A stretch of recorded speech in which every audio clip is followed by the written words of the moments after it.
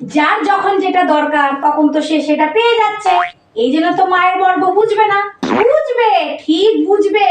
মা যেদিন থাকবে না তখন না চোখে ধুদ্র ফুল দেখবে, ধুদ্র ফুল, তখন বুঝবে, বেশ হবে তখন। মা, তুমি কার সঙ্গে কথা বলছো? কেন রে? আমার সঙ্গে না কারোর কথা বলতে লাগে না। আমি আমার নিজের মনে মনে কথা বলছি। তোর এখানে কোনো কথা নেই, তুই এখান থেকে বেরো। একটা কথা বলি না? না, আমি তোর সাথে ইয়ার্কির মুডে নেই, এখান থেকে চলে যা বলে দিচ্ছি। একটা কথা বলি অন্তত।